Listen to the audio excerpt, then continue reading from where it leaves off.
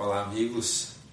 Há algumas gravações atrás nós comentamos sobre o mecanismo da prece e abordamos um fato narrado pelo Dr. Bezerra, o espírito do Dr. Bezerra de Menezes, através da médium Ivone Pereira, quando ele conta como ele foi evocado por uma mulher em prece aqui na Terra que orava a Santo Antônio de Pádua e que Antônio de Pádua, registrando aquela prece, pediu a ele que fosse atender aquele compromisso que era de uma parturiente que estava lá com uma criança já sem vida dentro do seu útero.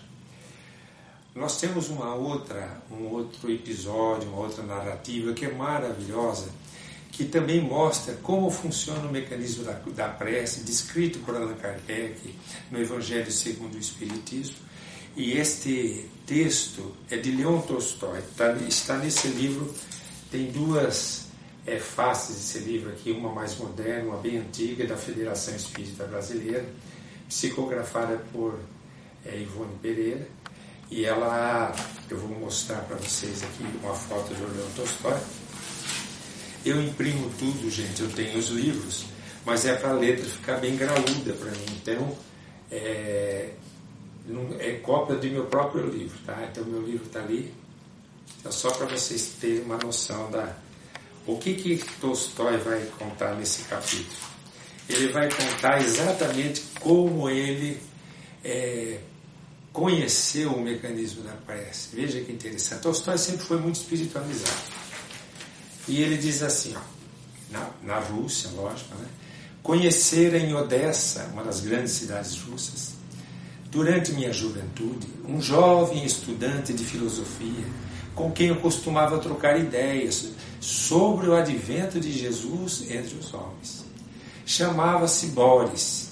Preparava-se ele para ingressar em certo monastério de Kiev, pois era piedoso e profundamente idealista. Ele começa narrando o relacionamento que ele tinha com esse jovem que queria ser um sacerdote. 3 anos seguidos, visitei Odessa durante minhas férias, afeiçoando-me a esse jovem. Mas depois não logrei novas férias ali e nunca mais o ouvi. No entanto, mais tarde eu soube, casualmente, que Boris enfermara de uma tuberculose aguda, lógico, e morrera logo depois de nossa separação. Quer dizer, do último encontro, logo em seguida ele já faleceu, sem chegar a ingressar no monastério, que era o sonho dele. Então, desencarnou muito jovenzinho. Aí diz Tolstói: senti confranger meu coração e durante muito tempo lembrei-me de dirigir a essa alma delicada os meus fraternos testemunhos de amizade através de oração, que elevava a Deus em sua intenção. Então, o Tolstói está dizendo como que ele orava por esse jovem. Ele tinha tanto carinho por ele que ele pedia a Deus pelo jovem, sem saber sequer onde ele pudesse estar. Aí ele diz assim: ao realizar a grande viagem do plano terrestre para o invisível, aí era a morte dele, para o corpo físico dele, exatamente naqueles primeiros dias tão chocantes que Allan Kardec chama de estado de perturbação da alma, né? A perturbação porque fica confusa a maioria. Recebi a visita de Boris. Então ele acorda no mundo espiritual e recebe a visita do amigo dele. Tal como quando em Odessa ele ia passar as tardes comigo. Chegou do mesmo jeito, mesma carinha, a mesma expressão. E o Boris então fala para ele, eles se apelidavam de Nick, um chamava o outro de Nick. Nunca te esqueci, Nick, acredita? Então ele chega jovem, né, jovial, aquele espírito jovial. Asseverou-me apertando-me as mãos efusivamente, como se ainda fôssemos terrenos. Aí diz Boris: há 62 anos que abandonei no túmulo aquele boneco de argila, cálcio, ferro, hidrogênio, oxigênio, que foi meu corpo físico. No entanto, eu recordo-me perfeitamente dos mínimos detalhes das nossas palestrações. Quer dizer, ele está contando que ele não esquecia aquelas conversas que eles tiveram. Aí Tolstói faz um comentário. Boris era o mesmo jovem de 22 anos. E eu agora um ancião de 82, quer dizer, 60 anos depois. Né? É consolador testemunhar na hora crítica do nosso ingresso no plano etéreo que um amigo do passado conserva por nós a boa vontade de sempre. Aqui Tolstói esquece de dizer que ele também conservou pelo amigo o carinho de sempre. Ele nunca perdeu a afeição por Borges. Então é recíproco, né? É uma amizade construída em laços fraternos, é muito intenso. E disse então o Tolstói: rogo-te, não me deixes agora nessa emergência em que me encontro. Porque ele acabou de acordar no mundo espiritual, de desencarnar, está acordando para a vida imortal, a vida verdadeira, e pede para o Borges não se deixar ele sozinho. E o Borges responde: vim especialmente para agradecer as amorosas orações que me dirigistes quando da minha partida para este plano. Produziram um bem inefável à minha alma. Inefável é indizível, né? Não tem como explicar. Fizeram-me companhia em momentos precários de indecisão.